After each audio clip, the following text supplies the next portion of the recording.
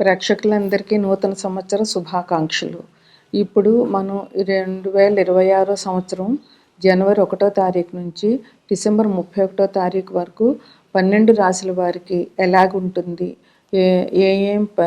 ఏం పరిహారాలు చేసుకోవాలి అనేది టూకీగా క్షుణ్ణంగా చెప్పుకుందాము. ఈ 2026 సంవత్సరము మార్చి 19వ తారీఖు ఉగాది అయింది. ఉగాది నుంచి ఈ ఉగాది తెలుగు పేరు ఏంటంటే పరాభవ నామ సంవత్సరం.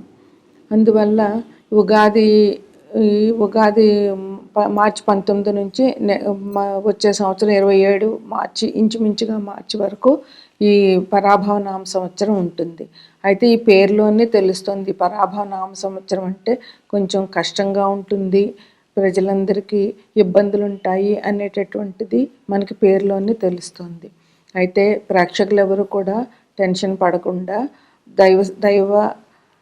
దైవారాధన చేసుకుంటే అన్ని సమస్యలు కూడా ఆ దైవమే తీర్చేస్తాడు. ఈ సంవత్సరంలో ముఖ్యంగా వచ్చేటటువంటి విశేషాలు ఏమున్నాయి? పండగలు అందరికీ తెలిసిందే. ఉగాది తర్వాత శ్రావణ మాసం వస్తుంది, తర్వాత భాద్రపద మాసం వినాయకుడి చవితి వస్తుంది, తర్వాత దేవి నవరాత్రులు వస్తాయి, దీపావళి, దసరా ఇవన్నీ అందరికీ తెలిసినదే. ఇవి కాకుండా ఏమైనా గ్రహణాలు ఉన్నాయా ఈ సంవత్సరం, లేదా ఏమైనా అధిక మాసాలు ఉన్నాయా, మూఢాలు ఎప్పుడున్నాయి, ఇటువంటి విషయాలు నేను ఇప్పుడు చెప్తాను.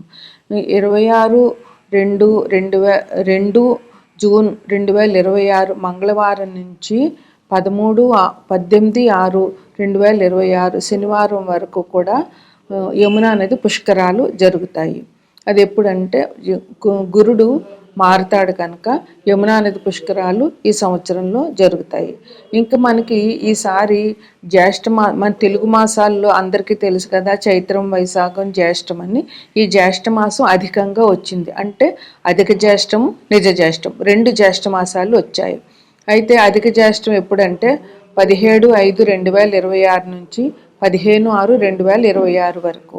నిజ జ్యేష్టం ఎప్పుడంటే 16/6/2026 నుంచి 14/7/2026 వరకు నిజ జ్యేష్టం. అధిక జ్యేష్టంలో మన దైవారాధన ఎక్కువగా చేయాలి, శుభకార్యాలు ఏమి చేయకూడదు. ఇంకా మూఢాలు ఈ సంవత్సరంలో మూఢాలు ఎలాగున్నాయి అని అంటే 15/7/2026 నుంచి గురుమూఢం ప్రారంభమవుతుంది. అలాగే 12/8/2026 వరకు గురుమూఢం ఉంటుంది. అంటే ఇంచుమించుగా ఒక నెల, 3 రోజులు తక్కువగా ఒక నెలకి గురుమూఢం ఉంటుంది. అది జూలైలో. ఇక శుక్రమూఢం ఎప్పుడంటే 19/10/2026 నుంచి 29/10 అంటే 10 రోజులు శుక్రమూఢం ఉంటుంది.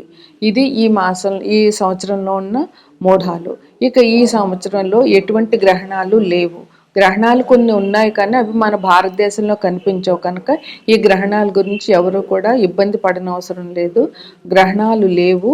అందుకని మీరు ఎక్కడ యూట్యూబ్లో ఆ గ్రహణం ఈ గ్రహణం అని చెప్పినా కూడా మీరు ఏం భయపడకుండా, గ్రహణాలు లేవు, మనకు కనిపించవు, అందువల్ల మనం ఎటువంటి నియమాలు పాటించవలసిన అవసరం లేదు. తదుపరి కుంభరాశి. ఈ రాశ్యాధిపతి కూడా శని భగవానుడే అవుతారు. ఈ కుంభరాశిలో ధనిష్ట 3-4 పాదాలు, శతభిషం 4 పాదాలు, పూర్వభాద్ర 1-2-3 పాదాలు ఉంటాయన్నమాట. ఈ రాశి వారికి జనవరి, ఫిబ్రవరి, మార్చి బాగానే ఉంటుంది, పర్వాలేదు. ఇంకా మనకి మార్చి 19వ తారీఖు ఉగాది అయింది. అంటే మనకి ఏప్రిల్ నెల నుంచి డిసెంబర్ నెల వరకు ఏ నెల బాగుంది, మీకు ఏ నెలలో ఇబ్బందులు ఉన్నాయి అనేటటువంటిది చూస్తే కనుక ఏప్రిల్, మే, జూన్, జూలై బాగానే ఉంటుంది. ఆగస్టు కొంచెం ఇబ్బందులు ఉండే అవకాశం ఉంది. సెప్టెంబర్ కూడా ఇబ్బందులు ఉంటాయి. అక్టోబరు మిశ్రమంగా ఉంటుంది. నవంబర్ బాగుంటుంది. డిసెంబర్ బాగుండదు. అంటే మీకు టోటల్గా చెప్పాలంటే మిశ్రమ ఫలితాలు ఉన్నాయని చెప్పచ్చు ఈ నెలలోనూ. ఇక మీకు రాశ్యాధిపతి శని భగవానుడు. అందువల్ల మీరు శనిని ఎటువంటి పూజ చేస్తే మీకు అనుకూలంగా ఉంటారు అని అంటే కనుక మీరు ధర్మంగా ఉండాలి. ముఖ్యంగా ముందు ధర్మంగా ఉన్న వాళ్ళకి శని ఎటువంటి ఇబ్బందులు కలిగించడు. అందువల్ల మీరు ధర్మబద్ధంగా ఉండండి. మీ తల్లిదండ్రులను బాగా చూసుకోండి. మీ ముసలి వాళ్ళు ఎవరైనా ఉంటే లేదా వాళ్ళని బాగా చూడండి. వృద్ధాశ్రమాల్లో మీరు చేతనైనంత సహాయం చేయండి. అలాగే అందువల్ల మీకు ఎటువంటి ఇబ్బందులు లేకుండా ఏ సమస్య వచ్చినా కూడా మీరు పరిష్కరించగలుగుతారు. ఇంకా ముఖ్యంగా ఈ రాశి వారికి అన్ని రంగాల వారికి కూడా ఇదే రకమైన ఫలితాలు ఉంటాయి, మిశ్రమ ఫలితాలుగా ఉంటాయి. మీరు కష్టపడితే విజయం మీదే జరుగుతుందన్నమాట. అన్ని రకాల వృత్తి వ్యాపారాలు చేసే వాళ్ళకి కూడా కష్టపడడం అయితే తప్పదు. శని ఎప్పుడు కష్టపడే వాళ్ళని ఇష్టపడతాడు. అందువల్ల కష్టం వల్ల మీకు వృత్తి వ్యాపారాలు కూడా బాగా లాభిస్తాయి. ఎటువంటి ఇబ్బందులు లేకుండా మీరు చేయగలుగుతారు. ఆదాయం కూడా చాలా బాగుంటుంది. ఆరోగ్యం కూడా కొంచెం కాదు బాగుంటుంది. కాకపోతే కొంచెం కుంభరాశి అనేటటువంటిది కాళ్ళకు సంబంధించింది కనుక కొంచెం కాళ్ళకు సంబంధించినటువంటి నొప్పులు, కీళ్ళ నొప్పులు అవి ఉన్నవాళ్ళు కొంచెం జాగ్రత్తగా ఉండాలి. తగిన మందులు, ఔషధాలు స్వీకరించాలి. ఉద్యోగులకు ప్రమోషన్లు వచ్చే అవకాశం ఉంది. మీకు ఎప్పటి నుంచో రావాల్సిన బాకీలు ఏమైనా ఉంటే కూడా అవి వచ్చేసే అవకాశం ఉంది. దూర ప్రయాణాలు మీకు కలిసి వస్తాయి, ఎటువంటి ఇబ్బందులు ఉండవు. ఇంకా మీకు జరిగేటటువంటి నష్టాలు ఏంటి అంటే అపవాదులు ఉంటాయి, అవమానాలు ఎదుర్కొంటారు. తప్పకుండా కొంచెం ఇబ్బందిగా ఉంటుంది. ఆరోగ్యం కూడా కొంచెం దెబ్బతినే అవకాశం ఉంటుంది. అంటే మనం ఏ నెలలు బాగోలేవనుకున్నామో ఇంచుమించుగా ఆ టైంలో మీకు ఈ అనారోగ్యాలు, ఈ అపవాదులు అవి రావచ్చు. అందుకని జాగ్రత్తగా ఉండండి. వ్యాపారంలో కూడా కొంచెం జాగ్రత్తగా ఉండండి. కొంచెం నష్టాలు వచ్చే టైం ఉంటే కనుక అప్పుడు కొత్తగా పెద్ద పెట్టుబడులు పెట్టకుండా తక్కువగా వ్యాపారాన్ని ఆలోచించుకుని నడుపుకోండి. శారీరక శ్రమ ముఖ్యంగా ఉంటుంది. దానివల్ల మీకు అలసట ఉంటుంది. అకాల భోజనం వల్ల అనారోగ్యం జరిగేటటువంటి అవకాశాలు అంటే ఎసిడిటీ ఇవన్నీ వచ్చే అవకాశాలు చాలా ఉంటాయి. మీరు ఈ సమస్యల కోసం మానసికంగా ఎక్కువ ఆందోళన పడతారు. ఆ ఆందోళన తగ్గించుకోండి. మీరు ఒక చోట కూర్చుని ఆలోచించుకోండి, మనసు ప్రశాంతంగా పెట్టుకుని.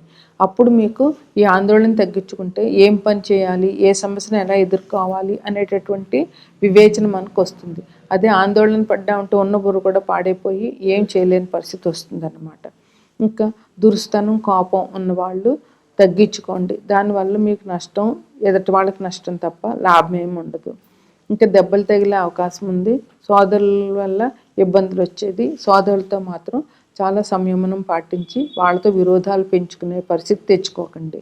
ఇక మీరు శని భగవానుడు కనుక శనివారం నాడు శివాభిషేకం చేయండి. ఇంట్లో చేయండి, లేదంటే గుడికెళ్ళి చేయించండి.